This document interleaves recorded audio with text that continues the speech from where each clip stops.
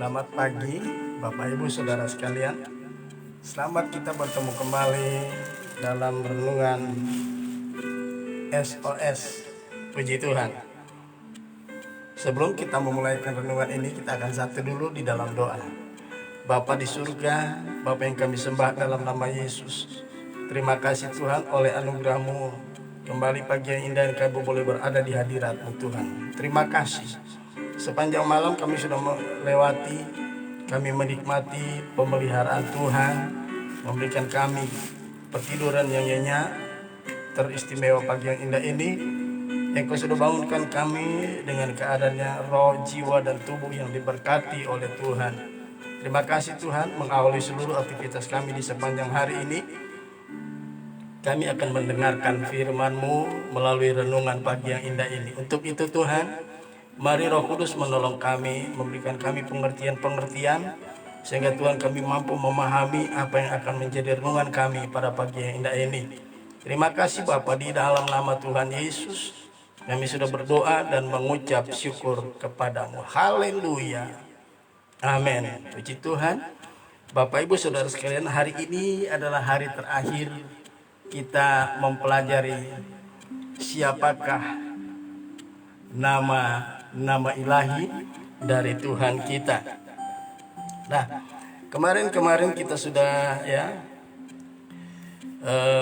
mengawali nama-nama Tuhan yang diberi awalan atau yang diberi awalan L ya. Nah, nama-nama ilahi yang diberikan awalan L itu ada 5, saudaraku ya. Yang pertama ya, sebelum kita masuk dalam nama ilahi yang ke-10 yang diberi awalan Yahweh, saya akan membawa kita kembali ke belakang melihat nama-nama ilahi yang sudah kita pelajari ya. Yang pertama adalah El Gibor ya. Yang kedua adalah El Olam. Yang ketiga adalah El Roy. Yang keempat adalah El Elyon. Yang kelima adalah El Shaddai. Inilah nama-nama ilahi yang diberi awalan atau yang ada awalan kata El. Ya, itu ada 5. Ya. Kemudian kita mempelajari nama-nama ilahi yang berasal yang diberi awalan Yahweh. Ya. Ada 10. Nah, hari ini, pagi ini akan kita selesaikan nama ilahi yang diberi awalan Yahweh. Nah, kita akan membuka Yehezkiel pasal 35 ya, Yehezkiel pasal 48 ayat 35 bagian B. Ya, demikian bunyi firman Allah. Sejak hari itu, nama kota itu ialah Tuhan hadir di situ. Ya. Saya baca sekali lagi. Sejak hari itu, nama kota itu ialah Tuhan hadir di situ. Nah, saudaraku, ya, nama ilahi yang diberikan awalan Yahweh ini, Tuhan hadir di situ, artinya ya dalam bahasa Ibrani Yahweh Shammah. Ya, Yahweh Shammah. Sekali lagi, Yahweh Shammah ya. Nah, artinya Tuhan hadir di situ. Nah, saudaraku yang kekasih, Tuhan hadir di situ ini merujuk kepada sifat dasarnya Allah ya. Allah itu ada memiliki sifat-sifat dasar. Sifat dasar Allah yang pertama adalah Yahweh atau Allah itu atau Tuhan itu ada dengan sendirinya ya. Dia tidak beranak ya, dia tidak beranak dan tidak diperanakkan ya. Tuhan itu ada dengan sendirinya ya. Jadi itu merujuk kepada sifat dasar Allah. Sifat dasar Allah yang pertama adalah Tuhan ada dengan sendirinya, atau dengan kata lain, Tuhan adalah permulaan segala sesuatu.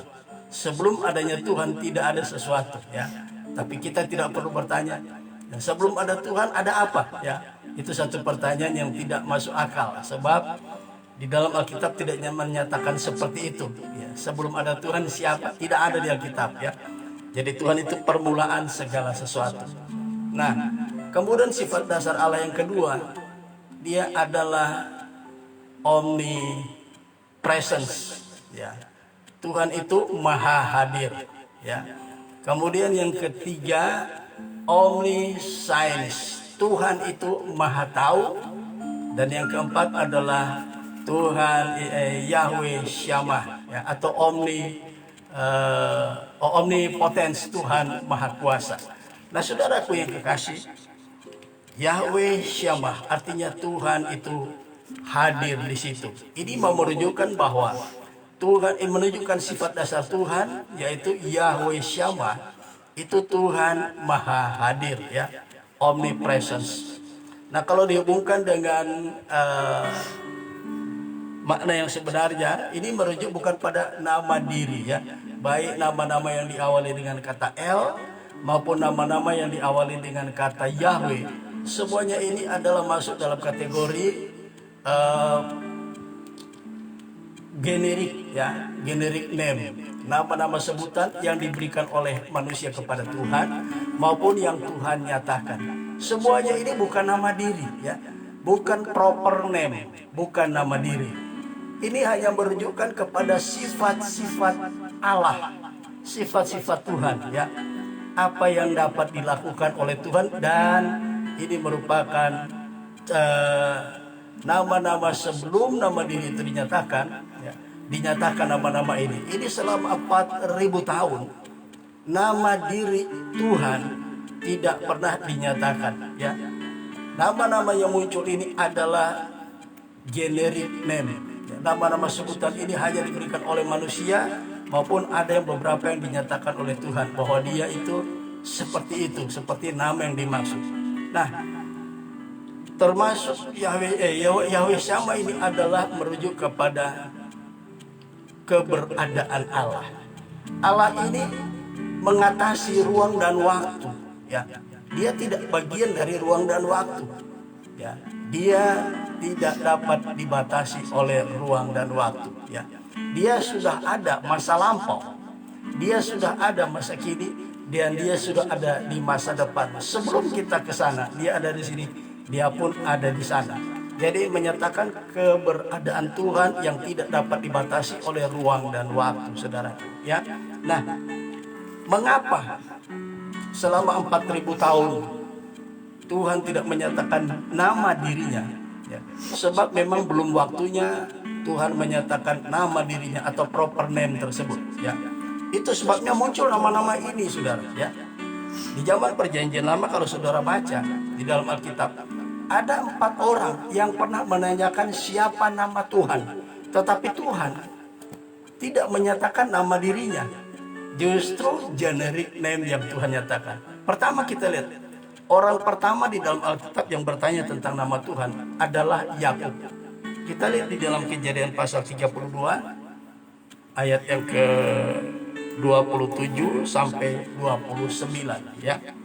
Kita akan mundur ke belakang dulu supaya kita bisa melihat dengan jelas mengapa nama-nama ilahi ini muncul ya, sebelum nama dirinya dia nyatakan.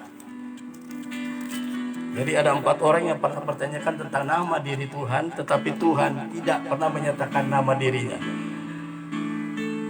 Kejadian 32 ayat yang ke-27 ayat sampai ayat yang ke-29. Perhatikan, saya akan bacakan. Bertanyalah orang itu kepadanya, siapakah namamu? Sahutnya, Yakub. Lalu kata orang itu, namamu tidak akan sebutkan lagi Yakub, tetapi Israel. Sebab engkau telah bergumul melawan Allah dan manusia, dan engkau menang. Bertanyalah Yakub, katakanlah juga namamu. Tetapi sahutnya, mengapa engkau menanyakan namaku? Lalu diberkatilah Yakub di situ. Saudara, Yakub bertanya kepada malaikat Tuhan yang bergumul di sepanjang malam ya, di tepi sungai Yabok ya. Yakub bertanya, siapakah namamu? Ya, tetapi malaikat Tuhan berkata, mengapa engkau menanyakan namaku? Ya, Jadi tidak diberitahukan, malaikat Tuhan itu tidak memberitahukan kepada Yakub siapa nama dirinya. Ya. Dia tidak menyatakan. Orang yang kedua yang pernah menanyakan tentang nama diri Tuhan adalah Musa. Kita lihat di dalam kitab Keluaran pasal 3 ayat 13 dan 14. Ya, kalau tadi Kejadian 32, bagaimana Yakub bergumul dengan malaikat Tuhan di tepi sungai Yabok, ya, tapi dia tidak mendapatkan siapa nama diri daripada Tuhan. Kemudian kita lihat tentang Musa. Ya, Musa bertanya dalam Keluaran 3 ayat 13, demikian bunyi firman Tuhan. Lalu Musa berkata kepada Allah, tetapi apabila aku mendapatkan orang Israel dan berkata kepada mereka, Allah nenek moyangmu telah mengutus aku kepadamu, dan mereka bertanya kepadaku, bagaimana tentang namanya? Apa yang harus kujawab kepada mereka? Ya. Firman Allah kepada Musa, aku adalah aku. Lagi firmannya, beginilah kau katakan kepada orang Israel itu, akulah aku, telah mengutus aku kepadamu. Pada waktu Musa dipanggil Tuhan untuk membebaskan bangsa Israel dari Mesir, ya, dan ada dialog-dialog yang telah dilakukan. Musa mau menolak, tetapi Tuhan telah menetapkan memang Musa harus menjadi memimpin bangsa Israel keluar dari tanah Mesir. Dan Musa bertanya, Tuhan, kalau nanti aku kembali kepada orang Israel, ya, sebab ketika Tuhan menyatakan diri dalam teofani, menyatakan diri seperti rupa api, ya, Musa itu sudah 40 tahun meninggalkan Mesir. Dia sudah ada di Midian, dia sekarang sedang menggembalkan kambing domba mertuanya, yaitu Jitro. Akhirnya dia sampai ke gunung Allah yang bernama Horeb.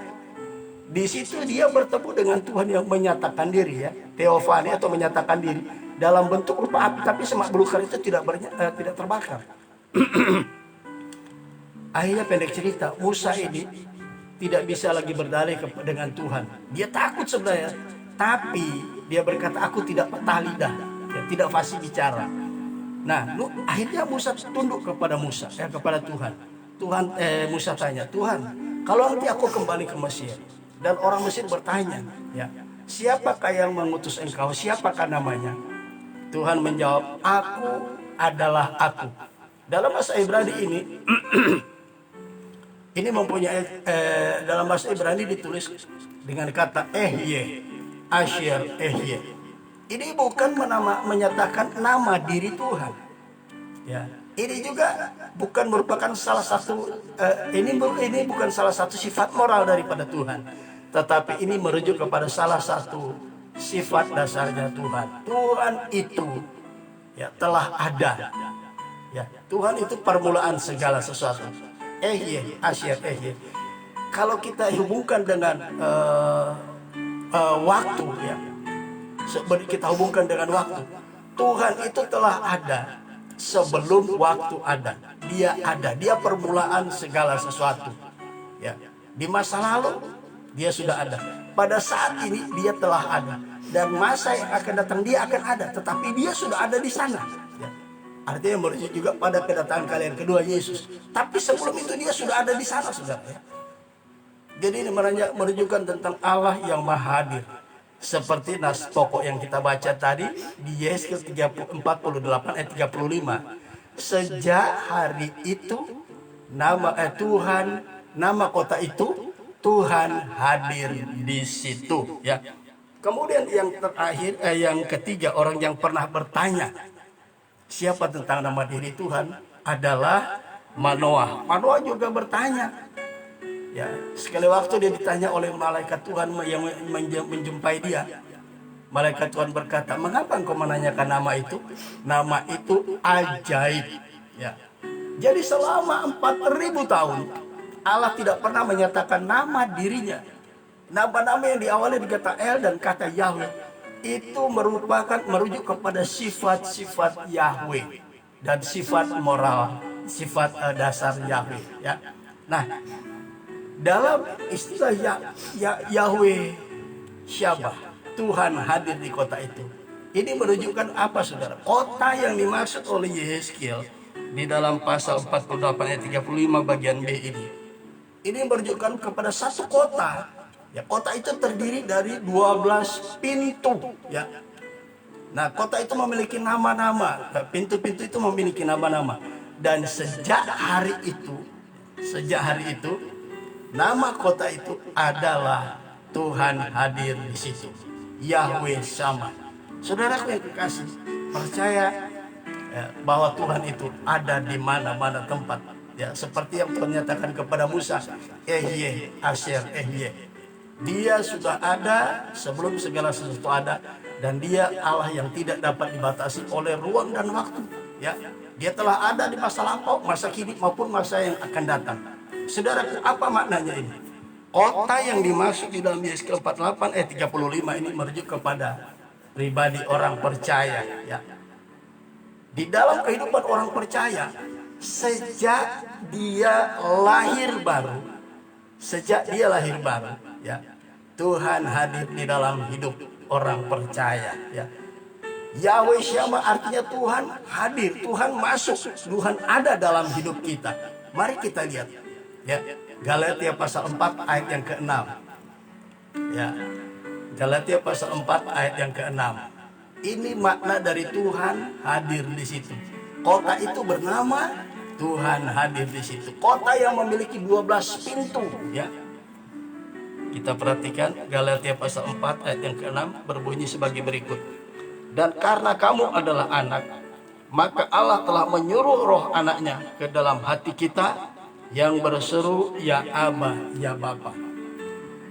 Kota yang dimaksud di dalam Yehezkiel 48 ayat 35 itu merujuk kepada pribadi orang percaya.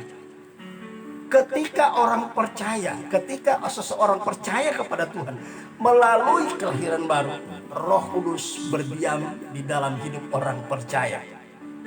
Jadi di sini menunjukkan bahwa orang percaya harus menyadari bahwa Tuhan yang transendental, yang tidak bisa dijangkau, yang tidak pernah dilihat oleh kasat mata manusia karena sudah berdosa, telah hadir dalam hidup orang percaya menjadi Allah yang imanen melalui kehadiran Roh Kudus dalam hidup orang percaya setelah seseorang dilahirkan kembali, saudara. Ya. Nah, saya sudah menjelaskan tentang kelahiran kembali. Ya. Jadi di sini menyatakan bahwa Tuhan yang transenden sudah menjadi imanen di dalam pribadi Yesus ketika Tuhan berkenosis pada waktu 2000 tahun yang lampau. Dan bagi kita orang percaya di zaman ketika kita lahir baru, Tuhan telah hadir di dalam hidup kita. Sudah berdiam secara permanen dalam hidup kita. Apa salah satu fungsi Roh Kudus? Galatia 4 ayat yang ke-6 berkata tadi apa? Ya. Roh Kudus itu bersaksi dengan roh kita kepada Bapa di surga bahwa kita telah menjadi anggota keluarga Allah. Jadi ketika kita lahir baru, kita menjadi bukan anggota keluarga kita, bukan hanya menjadi anggota keluarga kita saja, ya, di mana ada kedua orang tua kita yang melahirkan kita, tetapi kita setelah dilahirkan kembali oleh Roh Kudus. Tugas Roh Kudus yang pertama, dia mengadopsi kita. Ya.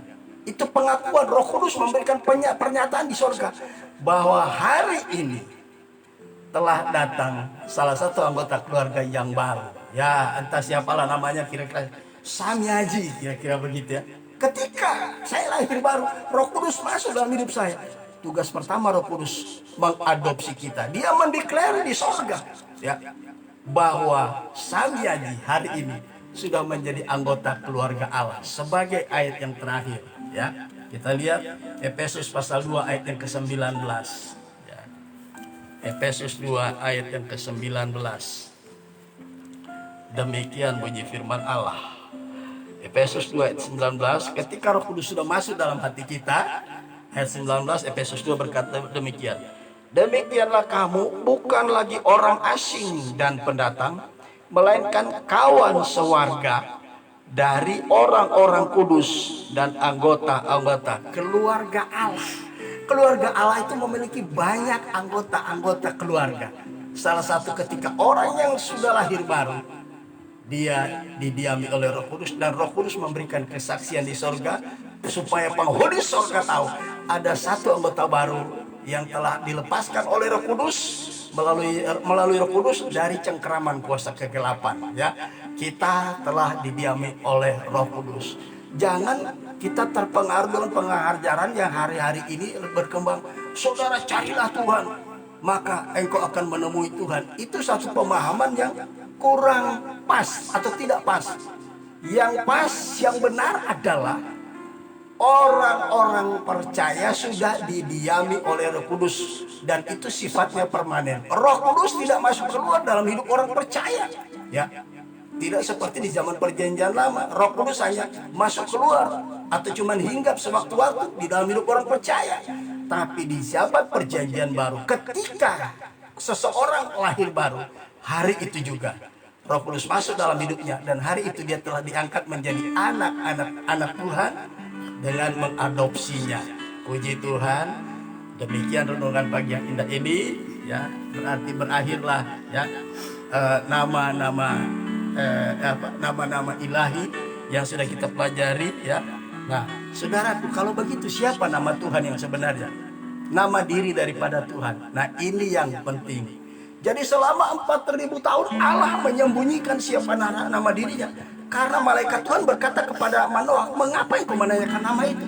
Nama itu ajaib. Ya, mari kita baca, ya, Matius pasal 1 ayat 21. Ini nama diri Tuhan. Ya. Jadi nama-nama yang diawali dengan kata El dan Yahweh itu nama-nama generic name, nama-nama sebutan, bukan nama diri. Matius 1 ayat yang ke-21, demikian bunyi firman Tuhan. Ia akan melahirkan anak laki-laki, dan engkau akan menamakan dia Yesus, karena dialah yang akan menyelamatkan umatnya dari dosa mereka. Ketika Maria masih dalam kondisi mandul, malaikat Gabriel datang pada bulan ke-6 memberitahukan kepada Maria bahwa engkau akan mengandung oleh Roh Kudus, bukan atas persetujuan manusia, ya, persetujuan antara dia dengan Yusuf, tetapi dia akan mengandung dari pekerjaan Roh Kudus. Dan nanti apabila anak itu lahir, namakan dia Yesus. Perhatikan, Matius 1:21 berkata begitu. Sekarang kita lihat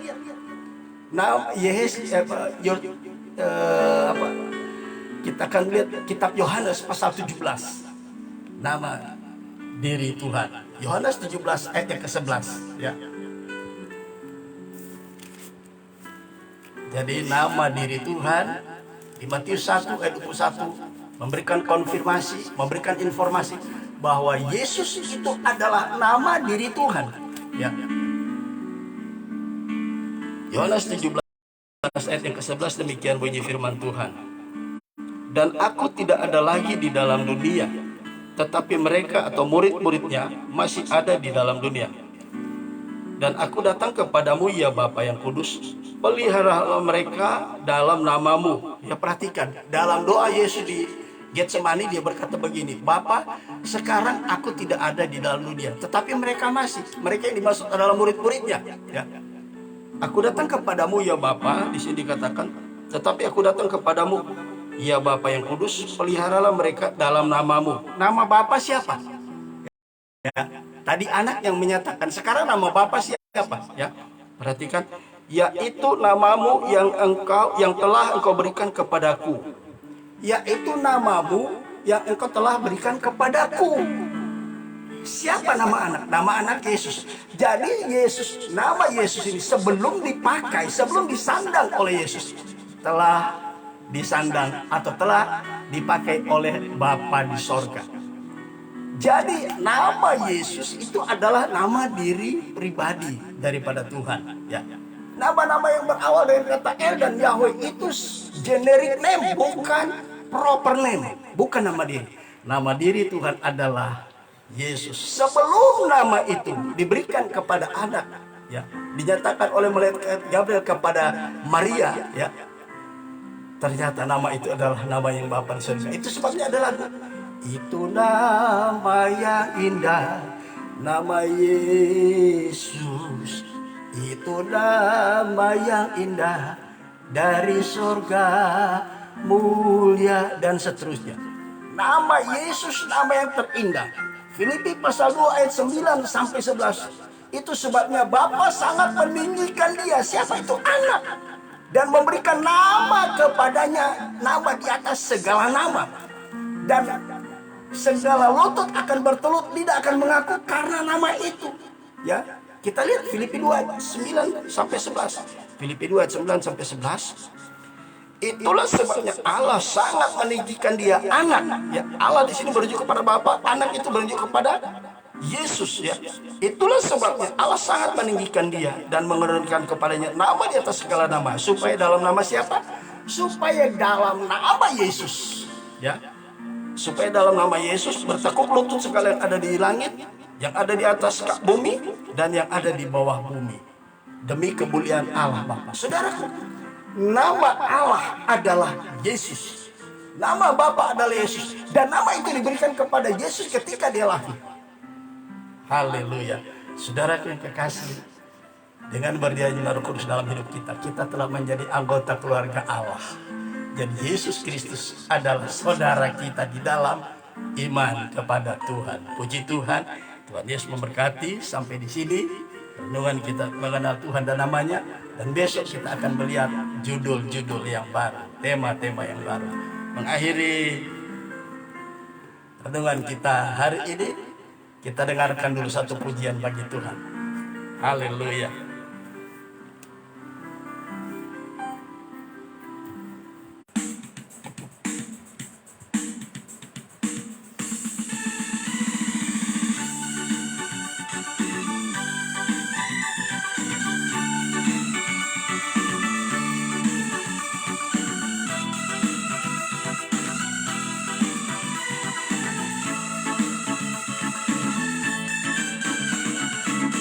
Haleluya. Yuk kita nyanyi bagi Tuhan demi mengakhiri renungan kita hari ini. Haleluya.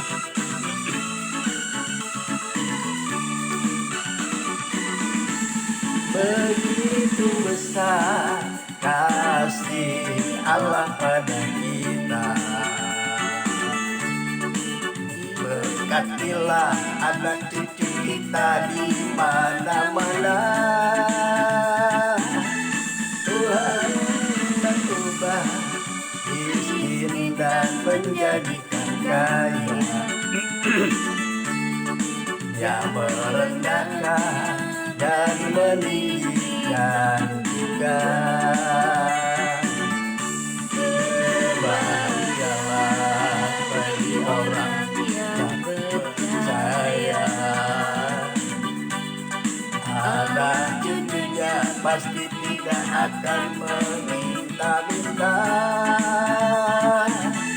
Karena Allah menggenapi firman-Nya,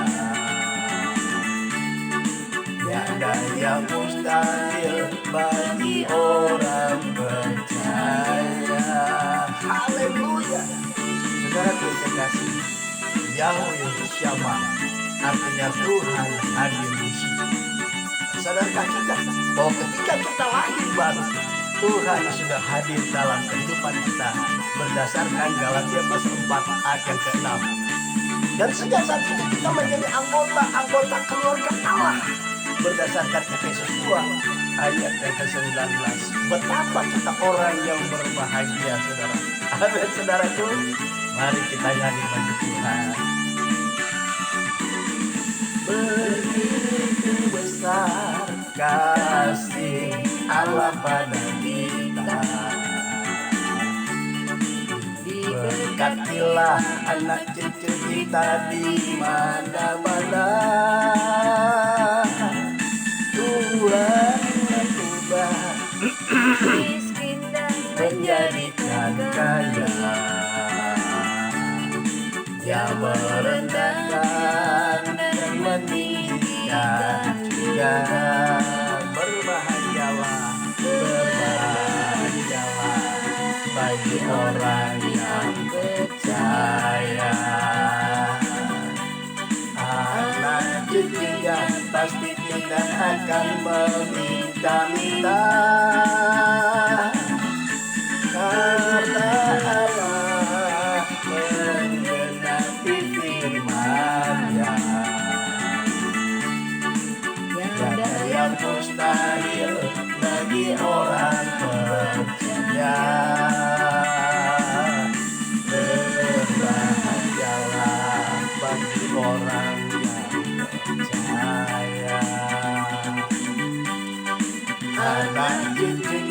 pasti tidak akan meninggalkan.